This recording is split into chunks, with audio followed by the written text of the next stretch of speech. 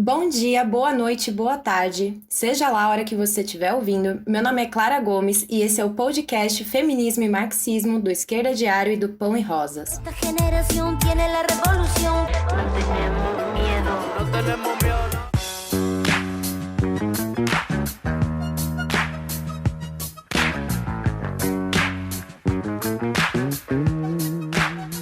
Olá, meninas! No dia 28 de setembro de 1817, era sancionada no Brasil a Lei do Ventre Livre, que considerava livres os filhos e filhas de escravas. Em 1990, o Quinto Encontro Feminista Latino-Americano escolheu essa data como o dia da luta pela descriminalização e legalização do aborto na América Latina e no Caribe, também conhecido como Dia Global pelo Acesso ao Aborto Legal e Seguro. Hoje falaremos nesse episódio especial sobre a luta pelo direito ao aborto que percorre o mundo e encontra nos setores conservadores da sociedade enorme perseguição em pleno ano de 2021. Não tá fácil não, mas as mulheres e meninas seguem no combate. Por isso a gente vai dar um destaque no nosso debate para a greve pelo direito ao aborto na Polônia, que rolou no meio do pico da pandemia de Covid no ano passado, mas que é um movimento que vem se desenvolvendo há alguns anos. No país, com as leis mais restritivas e reacionárias contra o direito ao aborto no continente europeu.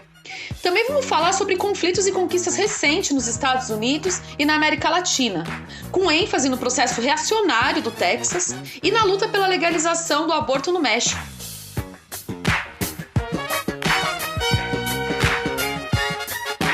E para esse debate tão central, eu tô aqui hoje com a Tati, que é professora da Rede Municipal de São Paulo. Dá um oi pra gente, Tati. Oi, pessoal, tudo bem? Um prazer estar aqui com vocês. Prazer é todo nosso, bem-vinda ao nosso podcast. E também estamos aqui com a Clara, que é estudante da Pedagogia da USP. Dá um oi pra gente, Clara. Oi, pessoal, tudo bom? Bom, meninas, no Brasil é bem clara a ofensiva contra o parco direito ao aborto no nosso país, que só é permitido em caso de estupro, de risco de vida para a mãe e de feto anencéfalo. Claro que não ser proibido não significa que a mulher conseguirá realmente fazer, ou se fizer, que isso vai acontecer sem custos. Todo mundo viu, o que aconteceu, com aquela menina de 10 anos que ficou grávida do tio abusador e o que a Damares Alves promoveu, contra essa menina. Então, quando eu digo custos, não são custos financeiros, São custos pessoais, individuais, que são muito fortes. A gente viu que a Damares Alves e os fanáticos religiosos foram orar na porta do hospital, expondo ainda mais a criança e o pior, fazendo isso em nome da vida, entre muitas aspas, Porque certamente não era a vida dessa criança que eles estavam falando, A gente vai falar bastante hoje dos retrógrados misóginos, ao longo de todo esse episódio. Mas eu queria ressaltar que o problema não é só no Brasil. Não é só no Brasil que a gente se enfrenta com essa onda conservadora. No Texas, por exemplo, nesse momento, o governador acabou de votar uma lei esdrúxula, de que a mulher só pode abortar até 6 semanas de gestação. Período, inclusive, gente, que muitas mulheres ainda nem sabem que estão grávidas. A lei texana é conhecida como a lei do batimento cardíaco. E é baseado, obviamente, na proibição a partir do momento em que se pode escutar o coração do feto. Além disso, nessa mesma lei, consta a perseguição e a ameaça para quem fizer ou ajudar no procedimento do aborto, com multas altíssimas e, inclusive, prisão perpétua, um descalabro total. E parece, gente, com o projeto da Lei do Nascituro, que tanto quiseram nos impor aqui no Brasil. Esse empreendimento medieval texano tem sido acompanhado de mobilizações contrárias em todos os Estados Unidos, especialmente em Nova York, onde as mulheres do Pão e Rosas norte-americanas estiveram lá na linha de frente. Mas não é só lá que a gente vê a luta pelo direito ao aborto tomando as ruas. Na Argentina, a Maré Verde teve uma vitória importantíssima no fim do ano passado, conquistando a legalização aí na Argentina, que é o nosso país vizinho. No México, a discussão acalorada entre legalização e descriminalização está sendo feita fortemente, já que alguns estados do país votaram a favor de legalizar esse direito. Mas o que a gente quer destacar aqui é justamente a greve pelo direito ao aborto que aconteceu, como eu já disse, em meio ao pico da pandemia na Polônia. E para isso eu vou pedir para Clara falar pra gente aí o que foi que rolou, Clara. Oi, Maíra, Tati, pessoal que tá ouvindo aqui o nosso podcast. Bem, essa greve pelo aborto na Polônia foi um processo de mobilização mega importante que aconteceu em 2020 em resposta à ofensiva reacionária contra o direito ao aborto lá. a gente vê que o reacionarismo, na verdade, não é uma exclusividade do regime político brasileiro, né? Que é governado por nada mais, nada menos que o Bolsonaro, que tem a Damares como ministra, junto com as outras instituições políticas, como o judiciário, que a gente vai comentar já já, né? Mas voltando agora para a Polônia, as mulheres tomaram as ruas lá, mesmo em meio à pandemia. Conforme a mídia registrou, milhares de mulheres e de homens não foram trabalhar a partir do chamado que foi feito pelo movimento de mulheres de lá. E como eu falei, essa mobilização veio em resposta ao Tribunal Constitucional polonês. Essa instituição impôs uma emenda absurda que tirava o direito das mulheres abortarem mesmo em caso de má formação fetal, sendo que o número de abortos motivados pela má formação corresponde à esmagadora maioria dos casos de aborto no país, né? Conforme os dados que a gente encontrou na pesquisa, cerca de 97% dos casos, né, estão relacionados com má formação fetal. A legislação de lá é uma das mais restritivas do continente europeu, né? Similar, inclusive, com a do Brasil, que também é mega restritiva. Ela funciona desde os anos 90 e só permite aborto em casos de incesto, estupro e em casos, né, em que a vida da mulher corre risco. E para piorar, não foi a primeira vez que eles tentaram fazer isso para subjugar ainda mais as mulheres em nome da exploração. A Polônia é um país cujo Estado é fortemente influenciado pela Igreja Católica. E especialmente, desde que o Partido Nacionalista Conservador chegou à presidência em 2015, o governo e outras instituições estão indo para cima do direito das mulheres. Em 2016, eles tentaram impor pelo parlamento essa medida e as mulheres já naquele ano responderam com uma greve muito forte, chegando até mesmo a contar com manifestações em apoio em Berlim e levando o tribunal a retroceder da decisão. Em outubro de 2020, respondendo ao pedido de 119 deputados, a maioria, do partido do governo, e se aproveitando da pandemia, o tribunal quis ir para cima de novo do direito das mulheres, que, novamente, responderam com uma forte greve, né? Elas mostraram sua força e foram às ruas contra essa ofensiva reacionária e a política conservadora do governo e da Igreja Católica. Elas protagonizaram manifestações massivas, contando com o apoio dos homens e de outros setores até mesmo considerados, assim, inesperados, né? Como motoristas de táxi, fazendeiros e mineiros de carvão, que também colocaram suas queixas contra o governo no país que está sendo afetado pela crise econômica e também pela crise sanitária. Só para comentar, Clara, porque realmente, assim, é bem louco, assim, né, pensar esse processo na Polônia, né? E estudando aqui pro nosso episódio, eu fiquei bem impressionada mesmo, né? Com essas coisas que você já falou agora, mas que eu acho interessante a gente pensar, né, que a Polônia é um país, assim, extremamente católico. E que as manifestações se dirigem, tipo, contra as igrejas, né? Então, assim, é muito louco. Inclusive, algumas igrejas foram ocupadas com ativistas que estavam, assim, com aquela personificação daquela série The Handmaid's Tale, que eu acho que muita gente já deve ter assistido por aqui, né? Que mostram as mulheres super subjugadas e tudo mais, né? Outras manifestantes carregavam pôsteres representando uma mulher grávida crucificada. E teve até grupo católico que ameaçou atacar as marchas femininas, né? Então, assim, foi uma tensão enorme, né? E como a Clara colocou, absurdo. Nossa, imagina absurdo. A situação.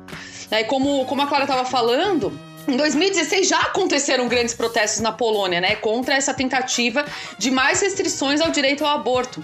E o que eu achei muito forte, assim, de 2016 é que as minas fizeram uma greve que foi inspirada em um protesto que as mulheres da Islândia fizeram em 1975, que foi uma greve feminina, assim, tipo, as minas decretaram em 1975 um dia de greve total das mulheres e 90% das mulheres islandesas se recusaram a trabalhar, a cuidar das crianças, a cozinhar, tipo assim, mostrando uma indignação forte com o patriarcado, né? Então esse processo que começou em 2016 na Polônia teve essa inspiração.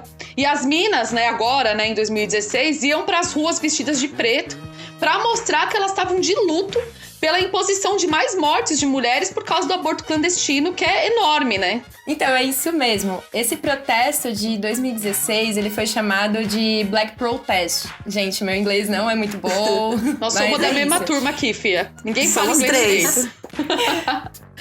Mas enfim, ele foi bem massivo, mas por incrível que pareça, os protestos de 2020, na segunda onda da Covid, que foi bem feia na Polônia, diga-se de passagem, foram ainda maiores e entram na história com os maiores protestos no país em defesa do direito ao aborto. E assim, não é só que elas fizeram um protesto, elas pararam mesmo, gente. Tipo, fizeram greve, não foram trabalhar. É um exemplo mesmo, porque saíram em luta por um direito elementar, atacando a produção capitalista. E quando a gente ataca a produção capitalista, aí o negócio esquenta mesmo, né? É muito forte, né, Clara? Quando a gente resolve atacar, a gente ataca mesmo com todas as forças. Realmente é algo a se pensar, né? Como, na verdade, a luta pelo direito ao aborto é diretamente uma luta contra os governos reacionários, ajustadores. Então, expressar essa demanda com uma greve é o que o movimento de mulheres deveria fazer em tudo que é canto, né? Até porque estão acontecendo outros processos em outros países que poderiam ser parte de uma luta internacional das mulheres pelo direito ao aborto, como nos Estados Unidos e no México, que mostram a força da luta das mulheres pelo combate a essa política de extermínio e pela busca da legalização do aborto. No Texas, como a Má já comentou, o governador assinou um projeto de lei anti-aborto chamado SB 8, Lei Batimento Cardíaco, que proíbe o aborto após a 6ª semana de gestação. Os absurdos não param por aí. A lei ainda dá a qualquer pessoa o direito de processar provedores do aborto ou para aqueles que prestaram assistência para as mulheres que tentaram o aborto após um período de gestação que a lei prevê, um extremo absurdo. Diante desse projeto de lei nefasto para a saúde da mulher, centenas de pessoas manifestaram sua indignação em Nova York em defesa do direito ao aborto. Sherry Wolf, escritora do livro Sexualidade e Socialismo, que estava presente ao ato, disse: continuaremos a andar para trás a menos que nos organizemos e lutamos independente de quem esteja na Casa Branca. Ou seja, é com a força da mobilização da classe trabalhadora em conjunto com os movimentos das mulheres que mostraremos que somos capazes de mudar a lógica de exploração e opressão dos nossos corpos. Nossa mobilização está cada vez mais urgente, porque os ataques não param. O Supremo Tribunal se prepara para avançar contra os ataques reprodutivos nos Estados Unidos. E você falou aí da Sherry Wolf, Tati, e tem outras personalidades, né, se manifestando, tipo, pelo direito ao aborto, contra esse absurdo reacionário do Texas, né, como a Susan Sarandon, que eu achei muito louco que ela disse, assim, né, abrindo uma aspas aqui pra ela. Não é possível proibir o aborto. Só se pode proibir o livre acesso de abortar para as mulheres que são pobres. Fecha aspas, mas assim, realmente essa é a realidade, né? Sim, a presença das mulheres que são personalidade, que tem destaque na mídia, tá acontecendo bastante nos últimos tempos, né? A Uma Thurman, que esteve nos atos, falou abertamente que a lei texana é para discriminar os pobres. Tem uma entrevista do Left Voice a uma enfermeira do Texas, onde ela diz que entendeu muito o funcionalismo do capitalismo patriarcal a partir da discussão do aborto. Enquanto os conservadores supostamente defendem a vida de um feto, as mulheres na fronteira com o México são abusadas e mortas de diversas formas, vítimas do imperialismo americano. E justamente no México acontece nesse momento um processo importante que vem se destacando no cenário internacional, a descriminalização do aborto. Antes de ser aprovada por unanimidade pelos ministros da Suprema Corte, a interrupção voluntária da gestação era punida com pena de 3 anos em alguns estados. Veja o horror dessa situação. Nossa, sim, absurdo. Essa decisão abre um precedente internacional na luta que segue no México pela legalização do aborto para que ele seja garantido pelo Estado. O direito ao aborto é pela vida das mulheres e é pauta da luta do movimento de mulheres há muitos anos. A descriminalização é uma conquista dos anos de muita luta das mulheres mexicanas, mas é importante destacar também que o movimento tem discutido no México que a legalização contempla a descriminalização, mas a descriminalização não garante que o aborto seja legal e garantido pelo Estado, justamente porque as clínicas de aborto ganham fortunas com o procedimento, que mesmo sendo ilegal, é feito por mulheres que podem pagar. Nossa, isso é muito importante, Tati, porque assim, tô sendo obrigada a concordar aqui com a Susan Sarandon, que as mulheres, sim, né, pra você ver, que as mulheres vão recorrer ao procedimento, sendo ele legal ou não, né? Essa é uma realidade que a gente conhece, né? As mulheres que precisam vão recorrer ao aborto, mesmo ele sendo ilegal, né? Então a grande questão é justamente que são as mulheres pobres, as mulheres negras, que estarão sujeitas a morrer. E a gente sabe, gente, que isso acontece muito. São milhares de mulheres que morrem vítimas de aborto clandestino, né? Então quando a gente fala isso, é porque justamente assim, para fazer um procedimento como esse numa clínica clínica particular no Brasil, por exemplo, a mulher tem que pagar pelo menos R$5.000. Pelo menos R$5.000, né? E de acordo com a última pesquisa do DataSUS em 2020, o SUS chegou a realizar mais de 81 mil procedimentos relacionados a abortos mal sucedidos. Um número que é 79 vezes maior do que o número de interrupção da gravidez que é previsto pela lei. A pesquisa ainda revelou que o SUS gasta 30 vezes mais com procedimentos pós-abortos que são incompletos do que com abortos legais.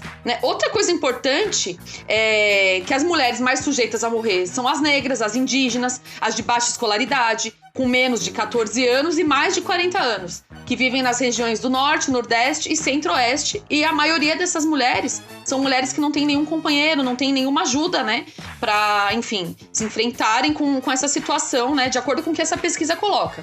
Mas se a gente for parar para pensar, gente, que 90 milhões de mulheres em idade reprodutiva vivem em países que proíbem totalmente o aborto e 40% das mulheres do mundo vivem em regimes de restrições do acesso ao aborto legal, os números de mortes de mulheres por aborto clandestino são um descalabro.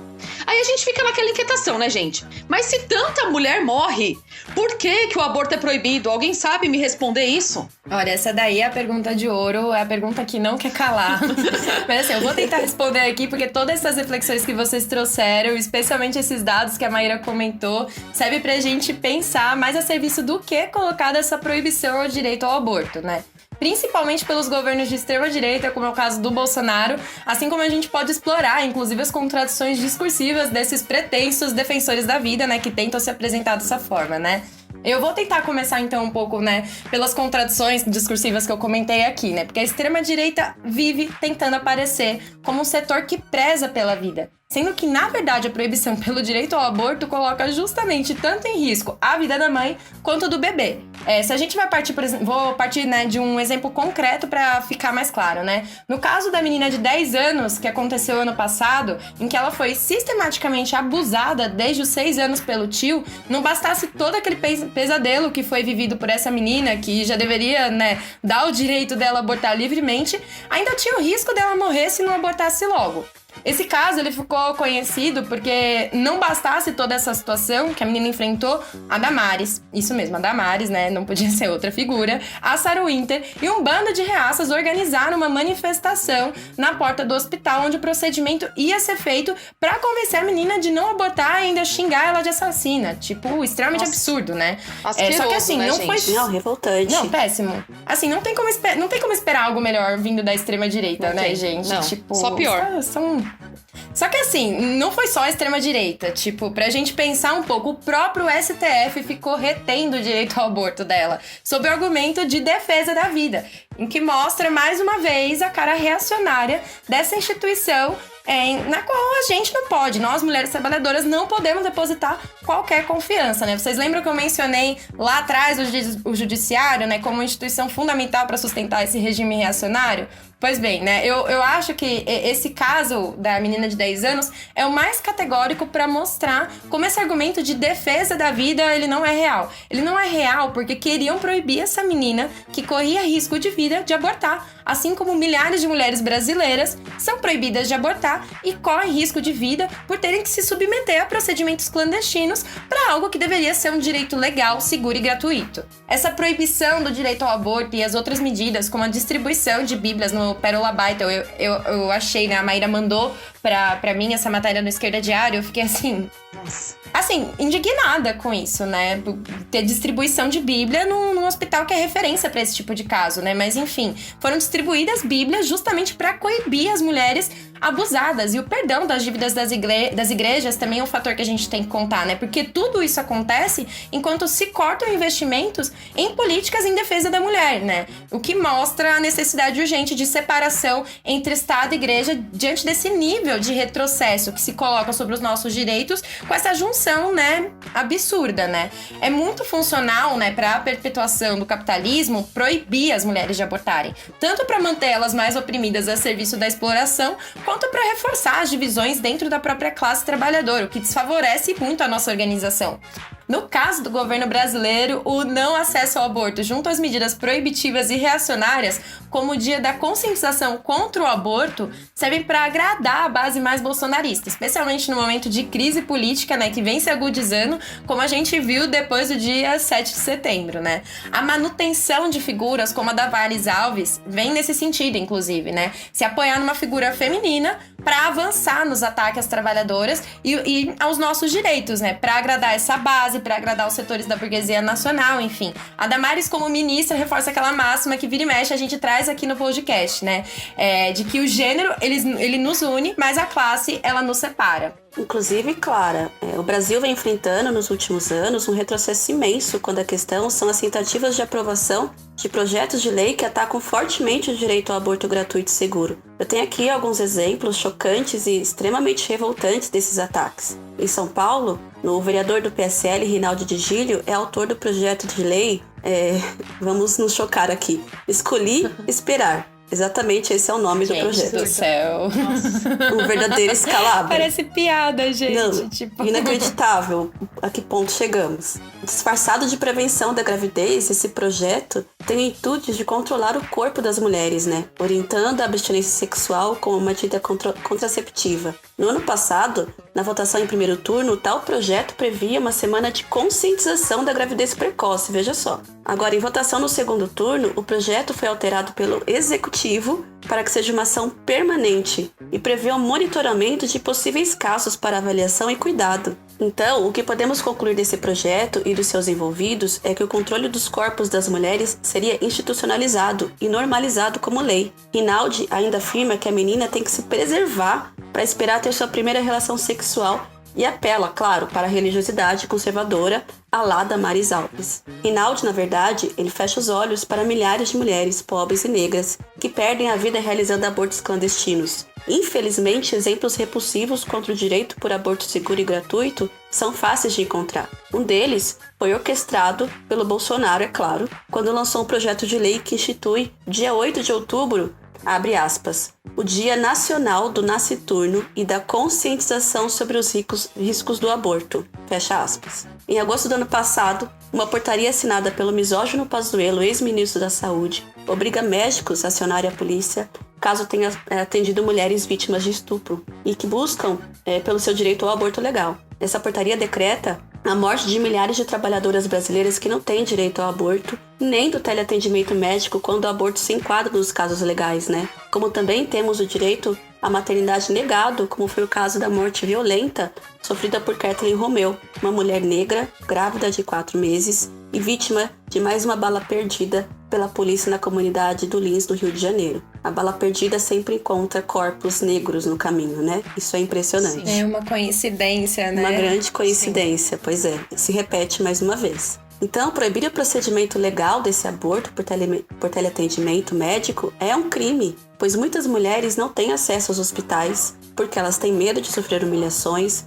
por vários constrangimentos que elas já passaram ao longo da vida. Sem a telemedicina, elas vão se arriscar mais uma vez em abortos clandestinos. A cada 10 mortes registradas no mundo, 8 são de brasileiras, são de mulheres brasileiras. Nós, mulheres trabalhadoras, pobres e negras, somos vítimas das balas perdidas, das condições ultra precárias de vida, da fome, da Covid-19, do machismo, do patriarcado, do sistema que estrutura toda essa vida de opressão, exploração e morte que é o capitalismo. Né? Então, não basta esse caos social que a gente vive hoje. Jair Bolsonaro, não satisfeito, quer a qualquer custo colocar em votação no Senado outro projeto de lei, atualizando o já nefasto Estatuto do Nasciturno, que vai contra o avanço que aconteceu no México, por exemplo. Aqui, o objetivo é criminalizar o aborto nos poucos casos em que ele, por enquanto, é legal no Brasil. Casos de estupro, risco de vida de gestante e nos casos de feto anencefálicos.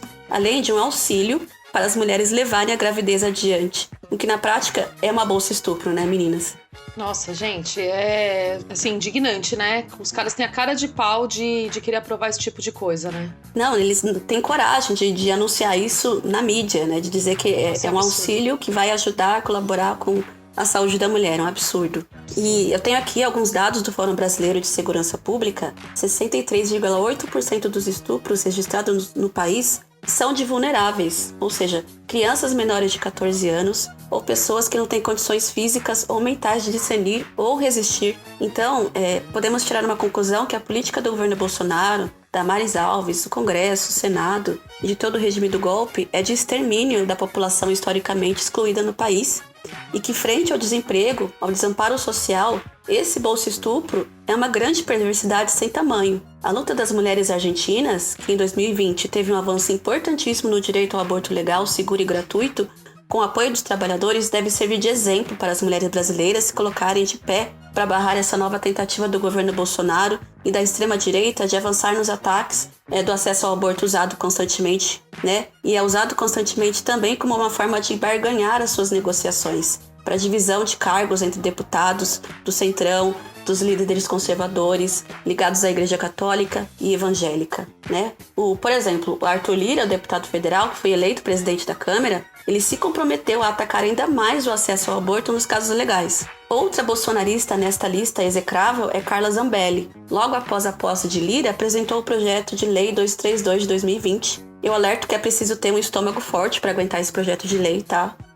Zambelli diz nesse projeto que institui, né, que a mulher já sofreu violência sexual, que engravidou e quer buscar seu direito ao aborto legal, vai precisar passar por mais um constrangimento, né, de ter que fazer um boletim de ocorrência, passar por um exame de corpo de delito, né, com uma polícia que trata rotineiramente casos de estupro e de violência doméstica de forma humilhante, com deboches machistas, que a gente vê, né, exemplos disso no nosso cotidiano, na mídia, falado a todo tempo. Então, com esse tipo de PL, a bancada reacionária cristã busca controlar o corpo e a vida das mulheres para que elas sejam submissas ao patriarcado. Em São Paulo, algumas UBSs terceirizadas e localizadas nas periferias da cidade exigem autorização do marido para as mulheres colocarem DIU. Ah, não, gente, isso aí é um negócio que realmente não isso dá aqui pra aguentar, é um avanço, assim, muito... É um escalabro. Parece que a gente tá na Idade Média, né, gente? É um retorno, até bem né? antes. É um retorno da Idade Média, assim. Não, e absurdo, né? Tipo, o corpo dela é do marido, né? Ele que decide. É grotesco. Pois é, e de uma forma institucionalizada, né? Sim. Esse caso, revoltante, que tá colocando em prática, mais uma vez, né, reforçando a subordinação das mulheres diante da autorização ou não do seu marido. Então as mulheres perderam o controle do próprio corpo. Mas a autorização não é o suficiente, né? A mulher tem que passar por mais uma situação vexatória, que é passar por uma equipe médica e participar de grupos de planejamento familiar que vão tentar convencê-la a não usar anticoncepcionais, né? Até de colocar o DIU. Então não basta a autorização do marido, né, meninas? Ela tem que passar por todo um processo médico para conseguir o anticoncepcional, né? Para conseguir preservar o seu próprio corpo, escolher quando vai querer engravidar ou não. Diante de tantos absurdos que coloquei aqui, de uma política da extrema-direita com uma ofensiva muito grande sobre os direitos das mulheres, não podemos deixar de citar que no dia 28 de setembro é Dia Latino-Americano e Caribenho pela descriminalização e legalização do aborto. Mais do que nunca, precisamos nos unir, nós mulheres aliadas à classe trabalhadora, para barrar o avanço dessa política de ódio e de extermínio das mulheres. Com certeza. Eu acho que esse dia 28, enfim, e sempre, né, nessas datas, a gente tem que conseguir pensar muito que a luta das mulheres, né, pelas nossas demandas, tipo, é uma luta contra esses governos, né? Não são coisas separadas, é parte de uma só luta, né? E também por isso, eu acho que é muito importante batalhar, né, pela separação da igreja do Estado, né? Porque esse não é um assunto da igreja. Esse é um problema, tipo, individual, né? A mulher tem que decidir quando ela quer ter um filho, se ela quer ter, se ela não quer ter. Ela tem que decidir quando ela quer iniciar a vida sexual dela. Tipo, isso é um problema individual. E é um problema de saúde pública, né? Exato, não é da igreja. Tipo, ninguém tem nada a ver com isso, né? E inclusive isso é louco, né? Porque na Polônia, a revolta contra as igrejas mostra isso. Né? Tipo, o pessoal vê a interferência que a igreja tenta ter na vida individual, né? Nas decisões individuais das mulheres em particular, né? Inclusive, muitas mulheres religiosas também abortam na clandestinidade, gente. Né? Quando a gente olha as pesquisas, tem muitas mulheres religiosas que são obrigadas a, enfim, a recorrer também ao aborto clandestino, né? Então, acho que é fundamental a gente conseguir expressar aqui que esse fundamentalismo que a Tati citou e tal, que é alimentado pelo Bolsonaro e pela extrema-direita, né? Ele é muito sério, né? E, tipo, enfim, são governos que têm esse discurso que se apegam, tipo, no que é mais reacionário mesmo, né? Mas eu também acho que é importante a gente falar que nos anos de governo do PT o aborto não foi legalizado, né? Ao contrário, o que a gente viu foi Acordo Brasil-Vaticano, né? Foi no governo do PT, gente, que o Marco Feliciano assumiu a Comissão de Direitos Humanos, né? Isso em nome dos acordos com a igreja evangélica, né? Aí hoje o pessoal fala assim, né? Nossa, como que a igreja evangélica ganhou tanta força? Por que será, né, gente? Que ganhou tanta força, né? Inclusive, foi um deputado do PT que apresentou, junto com Eduardo Cunha, um projeto de lei que servia para proibir o aborto nos casos em que ele é permitido hoje, né? Então, né, esses dias até... o Lula estava num podcast com o Mano Brown, aquele podcast Mano a Mano, não sei se vocês já ouviram, mas ele falou, né, que ele particularmente não defende o aborto, mas que ele acha que deve ser garantido pelo Estado. Mas então por que não garantiu, gente, nos anos que ficou no governo, né? E se ele for presidente, ele vai garantir?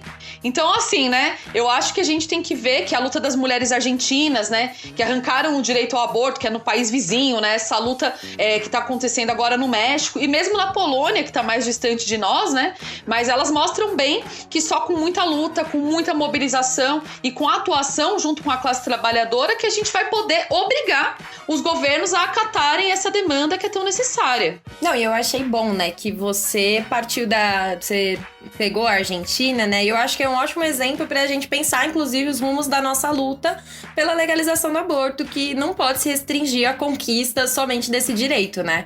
Eu falo isso porque ao longo do podcast acho que ficou muito nítido como a proibição desse direito está inserida na agenda reacionária da direita e da extrema-direita para precarizar as nossas condições de vida e ampliar a exploração. Justamente por isso, a luta pelo direito ao aborto tem que estar ligada à luta contra as reformas, tendo que ser tomada pelo conjunto dos trabalhadores, independente do gênero, né? A gente precisa, inclusive, romper com uma visão que ela é fomentada por várias vertentes do feminismo, de que os trabalhadores, tipo, eles são incapazes de tomar para si a pauta das mulheres, né? Na verdade, essas vertentes do feminismo acabam fomentando um argumento que só reforça as divisões dentro da nossa classe e só separa as lutas, né? Sendo que as opressões servem justamente para sustentar esse sistema que a gente vive, né? Esse sistema que permite com que a gente veja esse monte de terraplanismo que vocês estavam falando, né? Em relação ao direito do aborto. A própria mobilização na Polônia, por exemplo,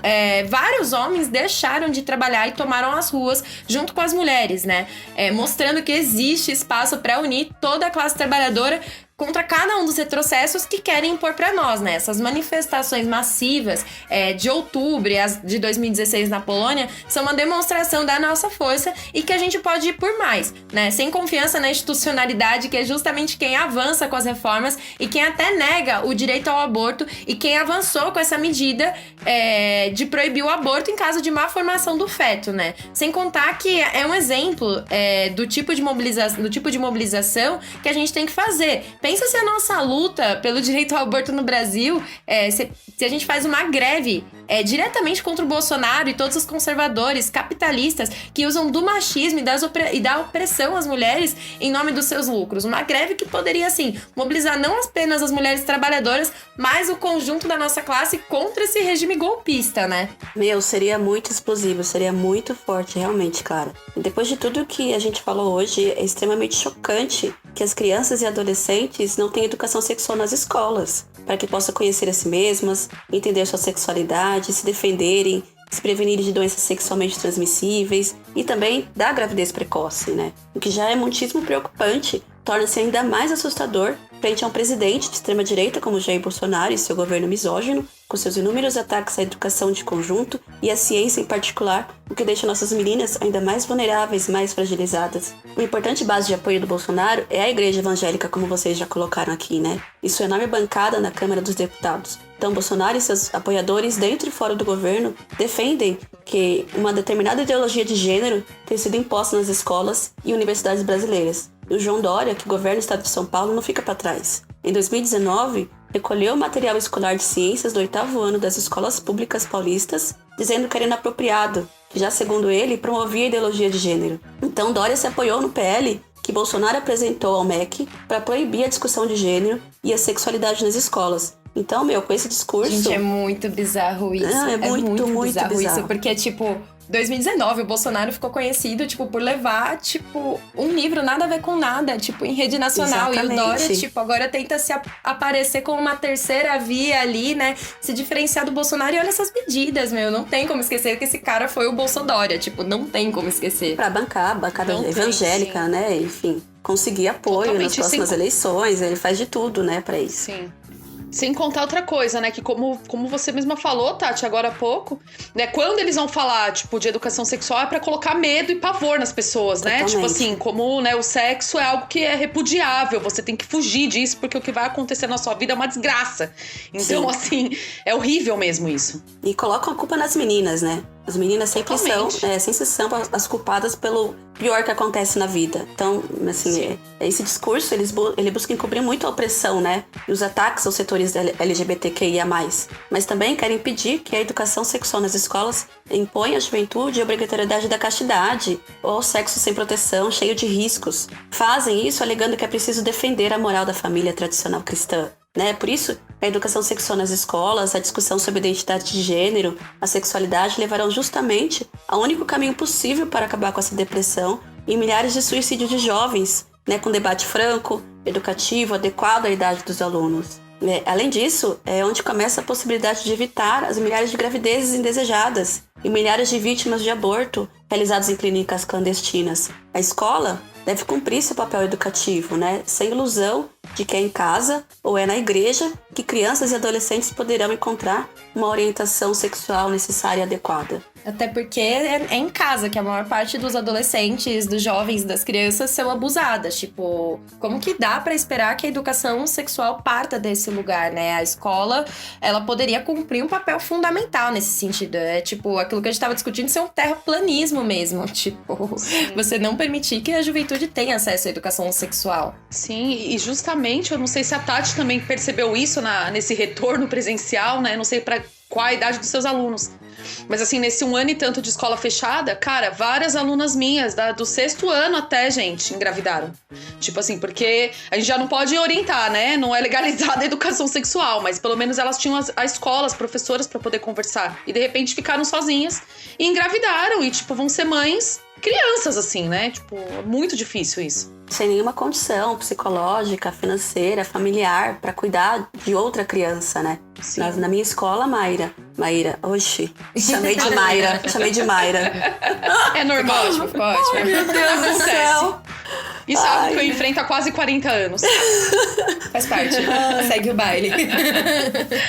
Na minha escola, Maíra, como você colocou, depois do retorno, eu não tive alunas minhas que engravidaram, mas eu tive casos na minha escola de outras alunas de outras séries, desde o fundamental até o ensino médio, de gravidezes indesejadas e que não tem realmente nenhuma condição financeira, emotiva para dar conta de cuidar de uma outra vida, né? Então é isso, como essas crianças vão ter orientação em casa, se muitas vezes em casa elas não têm liberdade de falar, liberdade de expressão, ou são realmente abusadas em casa, né? No próprio lar ou nas igrejas, inclusive. Então, deixo aqui esse chamado, né, para todas nós, companheiras, no centro das nossas lutas, a questão do aborto legal, seguro e gratuito, a educação sexual nas escolas e contraceptivos gratuitos contra a ridícula campanha de abstinência sexual de Damares Alves, lutando pela separação da Igreja do Estado, pela revogação do teto de gastos, das reformas, apontando também a necessidade do não pagamento da dívida pública, esse mecanismo de roubo imperialista que é usado como justificativa para a implementação dos ataques e reformas capitalistas, debatendo em cada local de estudo, de trabalho, a importância dessa pauta, construindo os atos de manifestações, preparando uma forte manifestação rumo ao 28 de setembro, Dia Latino-Americano e Caribenho pela legalização do aborto, para que a maré verde volte a inundar nossos continentes na defesa da vida das mulheres. Nossa, gente, muito boa toda essa discussão. Eu achei excelente. Inclusive, falar entre todo mundo aqui tá ligado à educação, né? Como a gente vê a realidade bem concreta, né? Do que tá rolando mesmo nesse momento no nosso país, né? E também mostra, né, tudo isso que a gente discutiu, que as mulheres têm um aliado estratégico, né, que é a classe trabalhadora. Então, mais uma vez, eu volto aqui na Polônia, né, que para além dessa aliança ter sido colocada lá nas manifestações, né, as mulheres se colocaram como classe, né, fazendo uma greve e mostrando como atacar o lucro capitalista, né, é vital para conquistar nossas demandas. E é o oposto do que faz o sindicalismo e o movimento de mulheres, né, gente, que, enfim, atuam para separar o máximo possível as coisas, né? Como se o problema das mulheres não fosse um problema da classe trabalhadora, né? E essa questão a gente tem que ver pro conjunto da nossa luta. Porque nesse momento, né, se discute muito no Brasil a necessidade de derrubar o Bolsonaro, que inclusive, né, é chacota internacional, só pra deixar claro, né? Que eu não gosto nem de falar o nome desse ser aí, que me dá raiva, gente. Mas enfim, existem muitos interesses... Cadê aqui o Bill nessas horas, né? Ai, total. Vamos chamar uma turma aí que já tá se pronunciando. E porque também existem muitos interesses em jogo, né? Inclusive, né, como a Clara colocou, também os interesses da direita institucional, do STF, do Congresso Nacional, né? Aí vem setores de esquerda, né, gente, pra falar que o que a gente precisa agora é uma frente ampla contra o Bolsonaro. Mas, gente, por tudo que a gente falou aqui, como a gente pode confiar as nossas forças, as nossas demandas em gente igual Dória, em gente igual Kim Kataguiri, né? Em gente que atuou pelo golpe contra a população, né? Então acho que é muito importante a gente firmar muito essa ideia que a gente fala sempre aqui no podcast, que a luta contra a extrema-direita, assim como a luta pela legalização do aborto, deve ser encarada com uma perspectiva de classe. Não tem como a gente conseguir os nossos objetivos confiando justamente naqueles que querem e vão atacar os nossos direitos, e por isso a gente tem que lutar contra eles e fazer eles engolir os ataques que eles querem colocar pra cima de nós, né?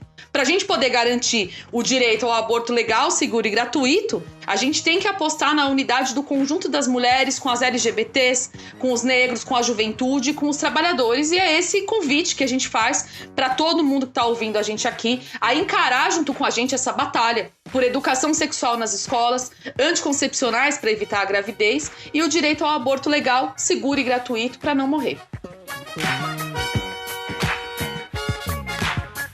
Bom, gente, eu agradeço muito a participação de vocês, foi demais. Brigadão, Tati. Nossa, eu que agradeço, foi demais. Essa conversa aqui mais do que necessária, né, gente? Valeu mesmo. Com certeza, já tá convidado para próximos episódios, viu? Com certeza. Já fica na lista. E também quero agradecer muito a presença da Clara. Valeuzão, Clara. Uhul, pode chamar, gente. Eu adorei também o papo. Foi 10. Com certeza estará nas próximas. Valeu, gente.